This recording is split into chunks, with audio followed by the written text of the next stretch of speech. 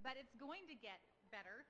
I'm now pleased to welcome Dr. Susan Duffy of Simmons College in Boston, Massachusetts. She's a scholarly expert in the field of women in entrepreneurship. So please give her again a big Oklahoma welcome.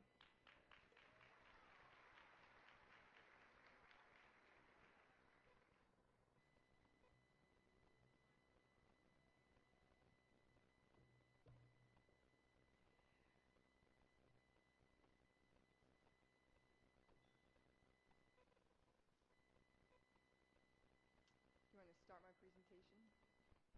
Good afternoon, everyone. It's a privilege to be here with you today in beautiful Oklahoma City. This is my first time to Oklahoma City, so it's been wonderful.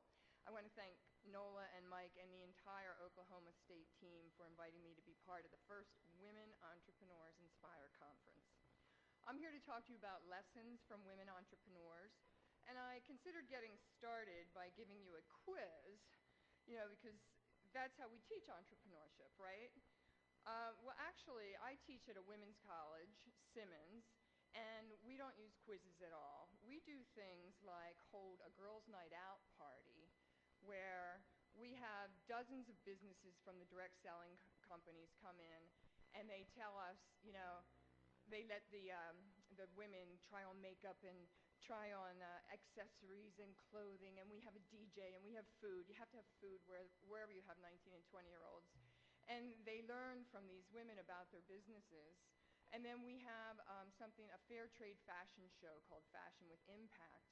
And that teaches women about ethical fashion and the apparel industry and supply chains.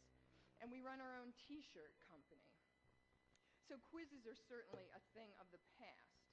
We know that lessons of entrepreneurship are best learned through experience, like days like today, right? Hearing inspirational stories, taking in good hard facts, and learning tricks of the trade from others who have been there, done that.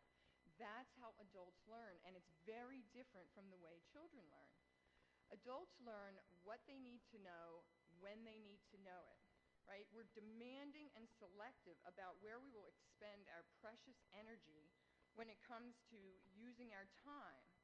Things have to be relevant, practical, and useful in getting us to a specific goal. Learning is self-directed and reality-based, and it's really very, very individual. Each person that sat in a session, whether you sat next to someone and you heard what seemed to be the same thing, you will each take away a different lesson. But there's one thing that we all have in common, and that's the use it or lose it challenge, right? So learning is a contact sport. In order for the lessons that you're picking up today to really become useful, you're going to have to keep them active and alive. So I encourage you before the end of the day to make a commitment to yourself about 2 or 3 things that you will really do differently after you leave today. And for me, part of that is just remembering that I made that commitment to myself. So it's about remembering it and applying it and keeping it relevant as you move forward from today. So my formal assignment today is to share lessons from women entrepreneurs as they imagine, create, and grow successful ventures. I will offer insights from my own experiences as an entrepreneur. I'll present data from the academic literature, and I'll share stories of the women who are out there entrepreneuring a new reality. Now, I call these amazing women entrepreneurial divas. They're entrepreneurial because they see the gap between what is and what could be, and they entrepreneur something to change the world. They're divas because they perform, they prepare, practice, and act on a variety of stages. They get the job done, and they show the rest of us how to do it. And fortunately, they're willing to share the tricks of the trade. In today's production, the lessons from entrepreneurial divas can be divided into 3 acts. In Act 1, Discover Her, I'll offer 2 lessons about finding or reconnecting with your passion and celebrating your talent. In Act 2, Develop Her, there are 6 lessons about directing your entrepreneurial production, knowing your set, delivering your lines, practicing your craft, recruiting your supporting cast, and managing your crew. In Act 3, Deliver Her, it is all about you bringing your entrepreneurial diva to the stage of your choice. As we heard today, that might be through a for-profit, innovative venture. It could be through a powerful social venture or a nonprofit organization, or it may be being entrepreneurial within an existing institution or organization. It all counts.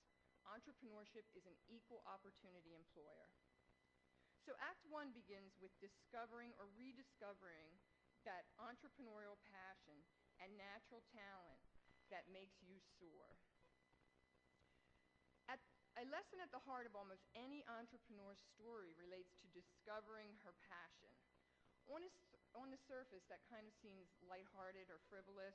The initial reaction I get when I talk to students or executives about finding their passion or reconnecting with their passion is they kind of look at me like, you better not waste my time. But if you talk to any entrepreneurial diva, she will tell you that tapping into your passion is requisite for success. Without it, you won't have that creative edge, the physical energy, or the unique perspective to outsmart and outlast your competition, regardless of the type of venture that you choose to entrepreneur. Have you discovered your passion? Have you rediscovered it lately? Is it still alive in the venture that you're running and growing? I'm going to share my own story as an example of how passion is a thread that runs through all that we do. My first entrepreneurial venture was a small private school in Morton, Pennsylvania. I was 8 years old. I had customers, I collected fees, and I created value for both children and parents. And essentially, I thought this was not really anything about business. This is just the way life was supposed to be. We're supposed to play, go to school, get our 1 through 14 jobs over a lifetime, and live happily ever after. Of course, reality is quite different. Right? My formal career started in healthcare. My first degree was in nutrition. Our food never looked like that, by the way. So it seemed pretty natural that I would manage a food and nutrition department. I learned a lot there. And then I made the natural, I think, decision from cajoling from my entrepreneur in-laws to open a Chinese restaurant. So talk about lessons. Somebody should have taught me not to wear those glasses. So that failed pretty quickly because we made literally every mistake in the book, not to mention the fact that 6 weeks after we opened, the franchisor closed. It's a pretty lonely place to be an Irish girl with a Chinese restaurant in the middle of Baltimore. I can tell you that. Right, so after I did that, I went back to school and was getting a master's degree. I needed a little bit of flexibility in my work, and my husband was really struggling with our family commercial construction company, and I really had more management experience than he did, so I joined the commercial roofing construction company, Jotten. And it had its ups and downs like most companies. Here's a good day, we're at a holiday party celebrating with our crew. Here's what we woke up to on the morning news. That's our warehouse. That's the kind of devastation. Any of you who have ventures, you know what it's like. The most amazing things happen to us, and we're resilient, and we carry on. So I was there for about 7 years, and that was a very interesting experience. But I continued to pursue my education, and I went to George Washington University to get a PhD. And this is where I really had this wonderful opportunity to get involved with women entrepreneurs. And I had a chance to start a program for women entrepreneurs, which eventually led me to Simmons College. So what does this have to do with passion? It's all about the school I started when I was 8, right? I was always at my best when I was teaching. Whether I was at the hospital, whether I was at the restaurant, whether I was at the roofing company, I was at my best when I was developing people, engaged in training programs, or leading initiatives that gave people the tools they needed to be successful. I did not consciously set out to be a teacher. I didn't go to school to be a teacher, but I know deep in my bones that my inner entrepreneur is an educator. She's the energy that fuels my life's work. And I probably won't be a professor for the rest of my life. No, I know I won't be a professor for the rest of my life. But I know wherever I go next, I will be an educator. So who is your inner entrepreneur? What is her passion? Is it a technical skill? Is it a cognitive gift? Is it a relational asset? Naming your talent and energy source is not always easy. I mean, for me, it took over 40 years. At Simmons, we help women discover their talent and entrepreneurial divas through a formal passion inventory exercise. Rarely have I come across anyone, whether they're experienced women or new to the game, who have done this ever before and are not really affected by the impact that it has on them. It's extraordinarily useful to help them get clear about what matters most to them. So, have you ever taken a passion inventory? One that I suggest is developed by Gail Cassidy. It's called Discover Your Passion, an intuitive search to find your purpose in life. And here are the couple of the questions that it asks you to ask yourself. What do your family and friends say you're really great at doing? What kinds of activities feel effortless? Describe the kind of situation that makes you feel like you have the natural wind at your back. Name 3 jobs that you look at and you say, I wish I would love to do that. Or 3 hobbies you look at and you say, boy, I wish I could get paid to do that. So your passion isn't necessarily a line on your resume, and it's not even necessarily the mission of your current company. It's the way you show up in the world over and over again. If you're thinking about starting a business, consider how your passion can fuel your success. For those of you who are managing and growing your venture, are you discovering new ways to keep your passion alive in your venture? Have you structured your venture so your entrepreneurial passion diva can thrive? Are you doing what you do best? Discovering our passion and core strengths is also important because when we're at that place, we have the wind at our back and we can be confident about our ability to succeed. For women entrepreneurs, confidence is crucial and is our second lesson in the Diva Discovery Act. Our belief that we have what it takes to accomplish a task is directly linked to our likelihood of being successful. Note that I said belief that we have what it takes, which is not the same as the objective reality of our skill set. This is a self-perception. This self-perception of ability is called self-efficacy. The higher our self-efficacy about a task, the more likely we are to pursue and then persist in that task. Entrepreneurial self-efficacy is our belief that we have the skills and abilities to start, manage, and grow a venture. Our confidence in our ability to succeed impacts our decision to even try to become an entrepreneur or to take our venture to the next level. And this is particularly important to women. Research shows that women tend to be less confident in their entrepreneurial skills than men. So that's a newsflash, right? Now, one study of adolescents showed that this actually starts to appear before adulthood. Researchers compared the perceptions of knowledge and skills about entrepreneurship between girls and boys. And they compared those perceptions to the actual knowledge and skills that these kids had. And the girls were more likely to feel that they weren't prepared. So here's how this plays out in the real world. Here's a lesson from one of the entrepreneurial divas. Maria Serino, co-founder of Guardian Security and now the CEO of .406 Ventures, is an accomplished entrepreneurial diva. And she tells a story about the weekend before she and her male team members were going into their first venture capital meeting. And she was thinking, we can't possibly go into this meeting. We don't know enough about security. We haven't figured out all the details. We didn't write a thorough enough business plan. And she was amazed that the men on her team who were in the exact same situation perceived it completely differently. While she was fretting, they were fired up, ready to go, and ready to ask for more money. And she laughs about that today, but it's really an interesting difference. They were awarded the funding. She was the CEO. She led the company to a successful exit.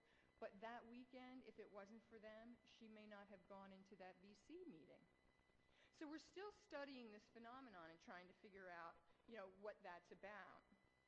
But there are lessons that you can learn about building this confidence that are from both the research and the divas. Right, so the first one, I guarantee you are way better than you think you are.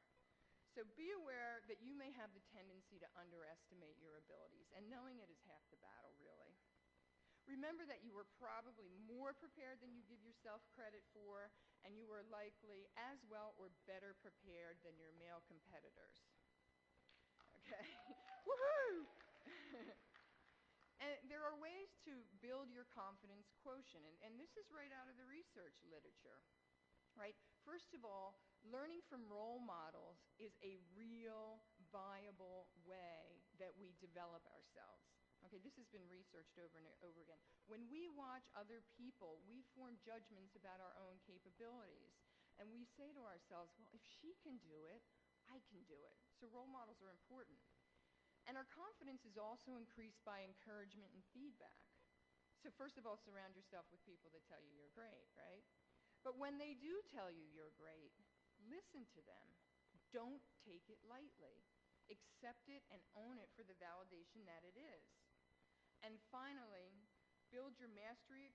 To build your confidence, you want to build mastery experiences, meaning learning by doing.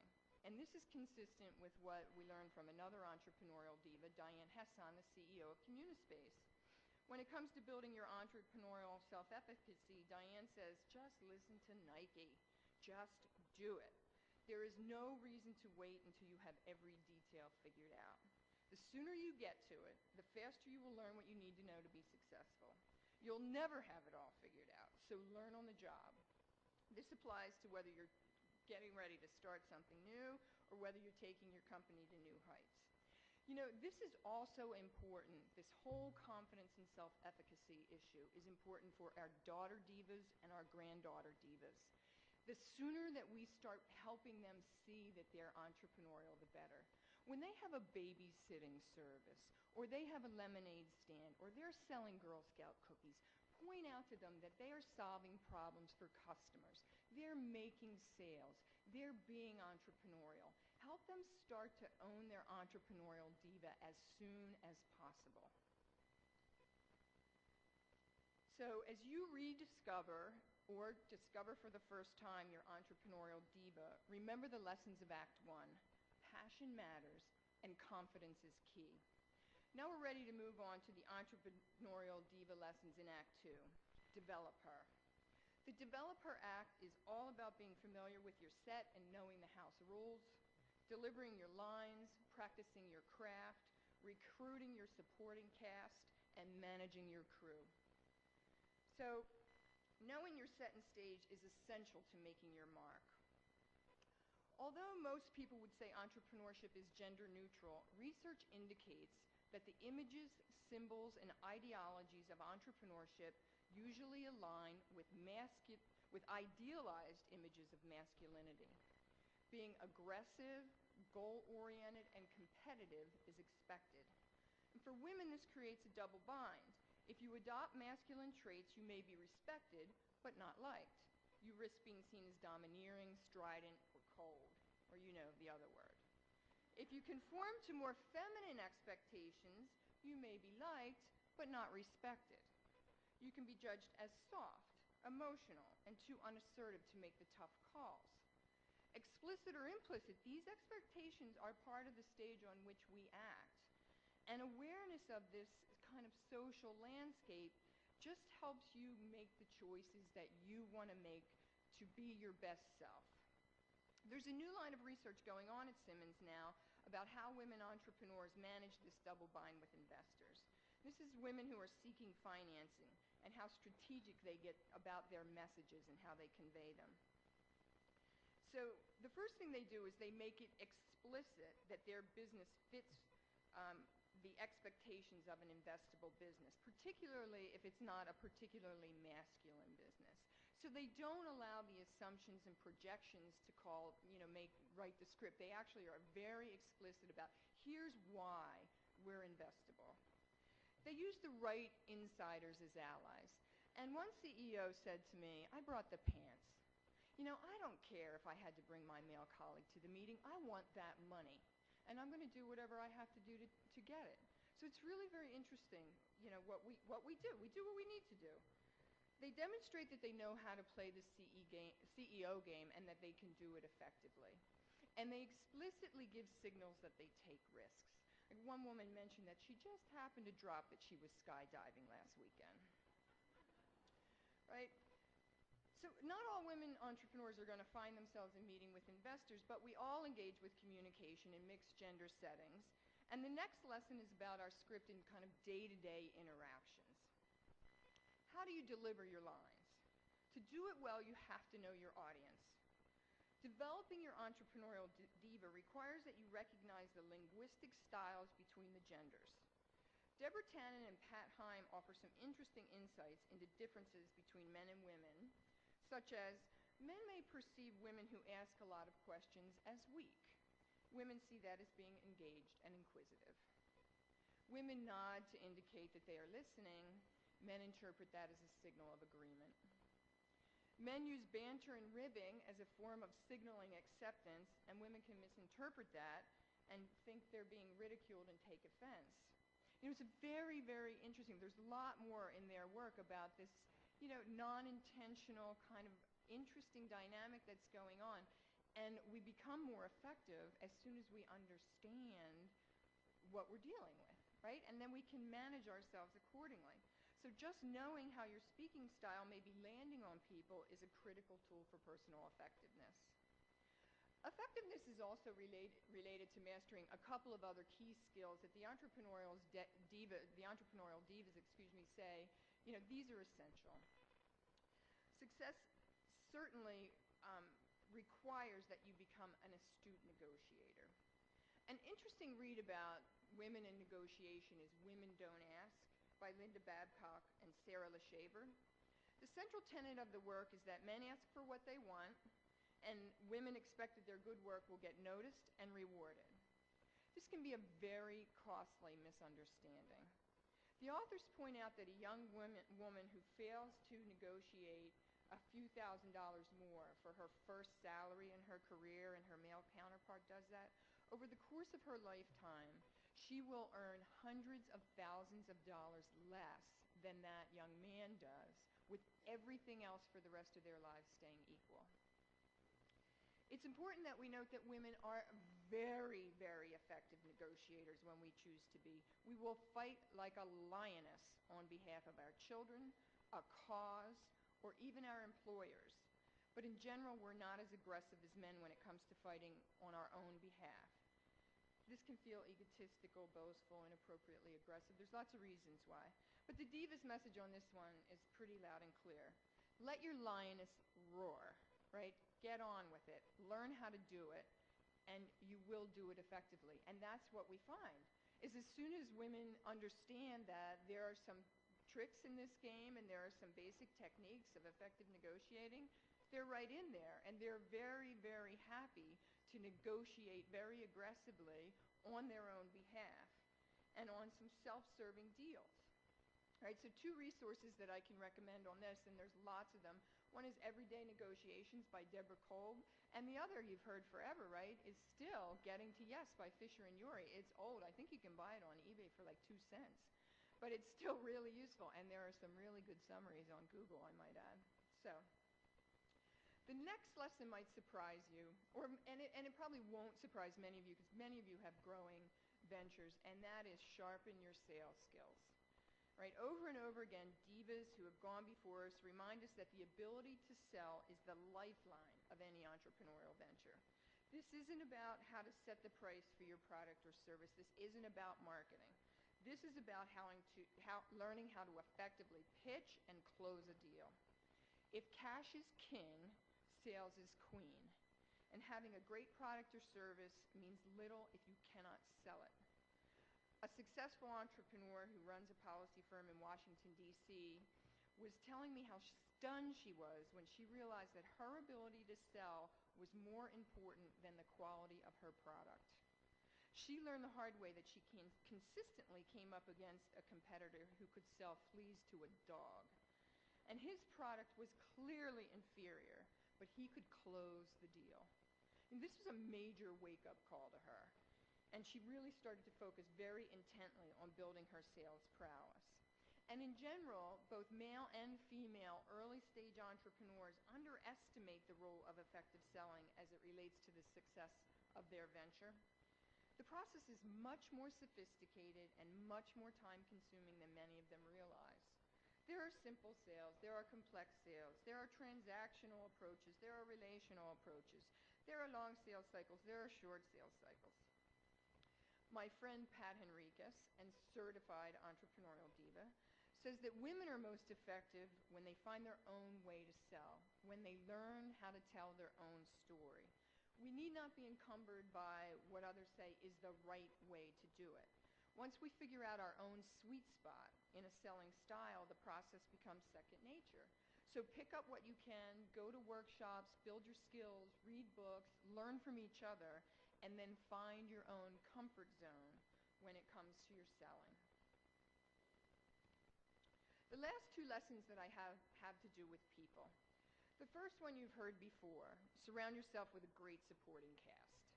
This means finding mentors and role models and connecting to resource networks. And this is throughout the life cycle of your venture. This is not just for early stage folks. Right, multiple studies of male and female entrepreneurs, this probably won't surprise you, say that you like to learn from other entrepreneurs. You want to learn from people who have kicked the tires, who have done that. They don't have to be in your industry.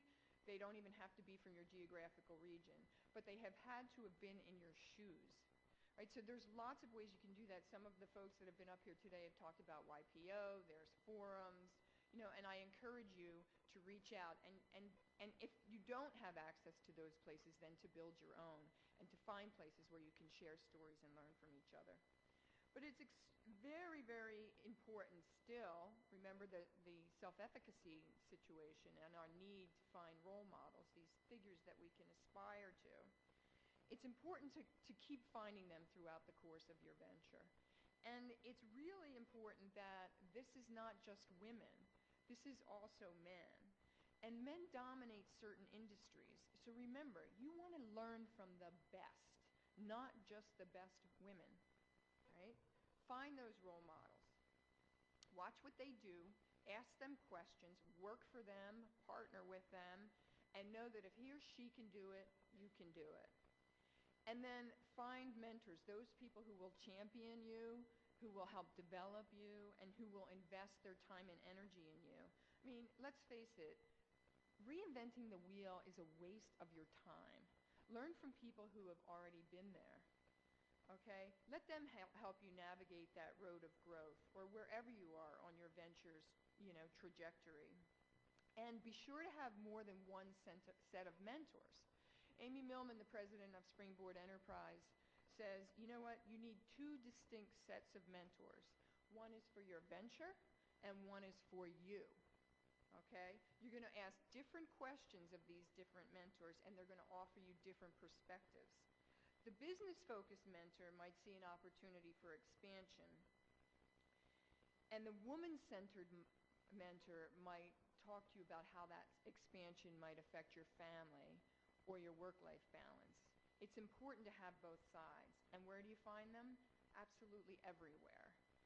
One diva I know, Eileen, had told me that she was at a conference like this, and she took a risk after someone spoke, and she came up and she said, will you please be my mentor? They've been working together for years.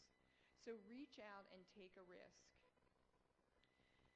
And then building your social capital is kind of the general term for all of this. And it has a lot to do with the different networks that you associate with. And we know that life gets done through networks, and we know that entrepreneurship gets done through relationships. So building networks is a continual process throughout the lifespan of your business, and it's also a strategic process. There are too many places to go and too many people to see to do it all, so you have to be selective regarding what events you're going to invest your precious time and energy in, and do branch out beyond women's networks. Wherever you go, you want to get access to the people and the resources that you need. And this can be a little bit difficult, right? We have this young woman, she's an MBA alum at Simmons. She just launched her new social media venture 3 weeks ago, and she's sitting there and she's like, oh my God, the last thing I want to do is go to another event where I eat brie on toast and, with people who have had time to shower today. I just can't do it again. And yet she makes very strategic choices about where she goes. And she's had some extraordinarily important connections come through from those events. So the final act is about managing your crew. One of the areas of research that I do is around something called unexpected key events, right? And these are events that entrepreneurs come up against and they go, oh my God, I never thought I was going to have to deal with that. I mean, who could have ever told me I was, going to have to deal with this? What a surprise. And the number one thing that they talk about that is a challenge is people, right? No big surprise here, I don't think. We're just bundles of so many variables that you could never possibly manage it all. But there are a few lessons about how to manage your people to the best of your ability. The first one is know employment law, right? Know it at both the state and the federal level, and if you do business out of state or you have employees out of state, know all the employment law in those states, because the last thing you want to do is have your company get tanked by a technicality. The second thing, if you choose to be in a partnership, a legal structure of a partnership, develop a formal partnership agreement. Or if you choose to be in a partnership without the legal, just develop a formal partnership agreement. If you didn't create one when you first started your company and now you're in that awkward situation, create one now, even though it's awkward. It's never too late. And this seems to be something where women seem to have, anecdotally anyway, they seem to have a little trouble with that. It kind of feels like the entrepreneurship prenuptial agreement. It just doesn't, we trust each other. Just do it, trust me. Include in there parameters around equity. This is a big one. Who gets what, why, when. Outline what happens if the business fails, if the business grows, if somebody wants to go out, if they want to do something else. And this can be really awkward when we're partnering with our family and our friends, but as the divas say, that's all right, it's always worth doing. And finally, the third piece around managing your crew is getting rid of bad actors, right? These aren't just the people that aren't doing their job. These are the people whose energy is bringing down your company. They might not be on the same path as you are. They might not be ready for the growth that you're ready for. They might just be, kind of negative. It's time to cut them loose. You want to do that all the right ways. Remember the thing about employment law. But you want to get rid of them. You will have to make these tough decisions.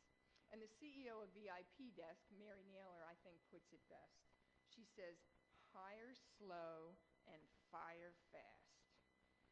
And, just know that you can't develop everyone, right? Some people, they're just not going to work out, and the sooner you let them go, the better.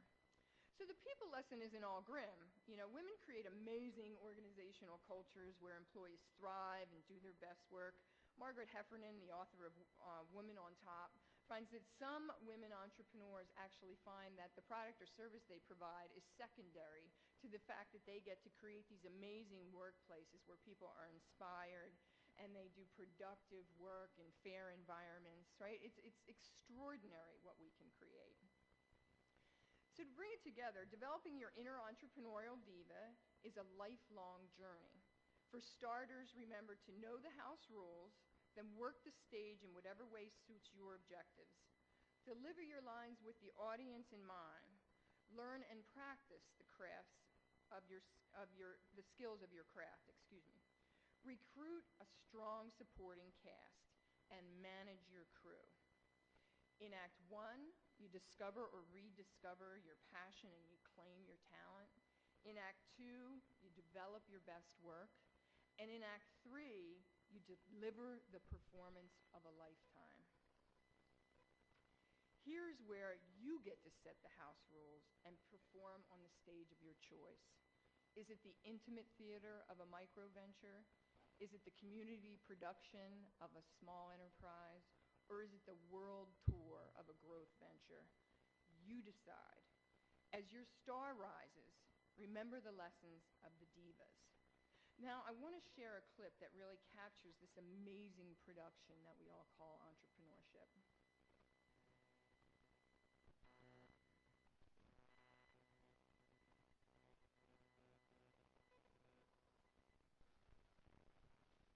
Okay, I got a sign.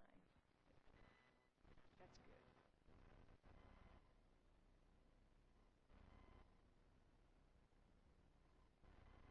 Oh, we need sound.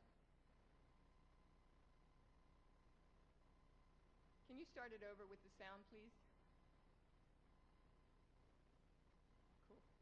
It's worth seeing. It really is. We have a minute, right? Okay. Okay, good.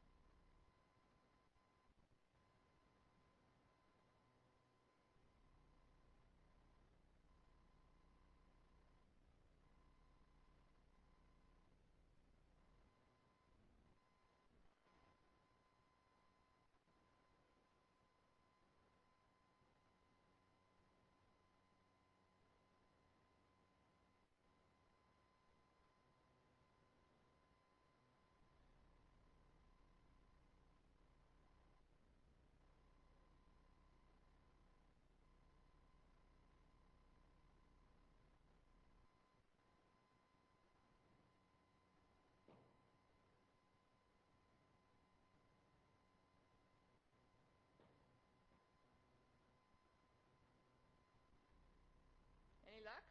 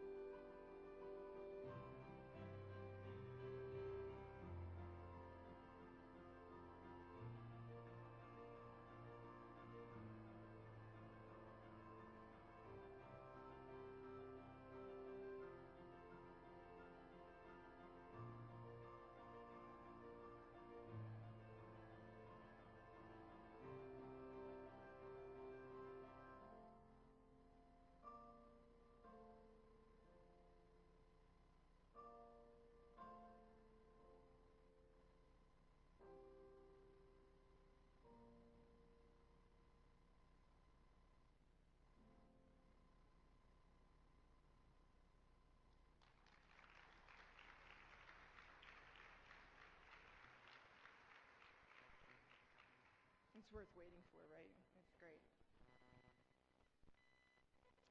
So, ladies, this is your show. Break a leg.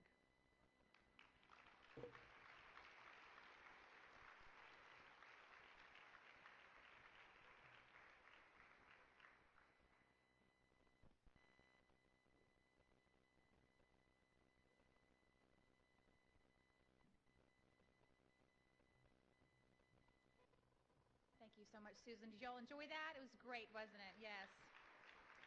Um, Someone left a lovely red purse in one of the breakout sessions, and it will be up here at the front with one of the folks from OSU if you are missing your red purse. It was in Rhonda Hooper's breakout session, if that helps anyone. So, that taken care of. I would now like to invite Mike Snyder, the Chief Workshop Manager of Build-A-Bear Workshop in the Oklahoma City Penn Square Mall, to introduce our final speaker of the day. So, Mike Snyder, please come to the stage.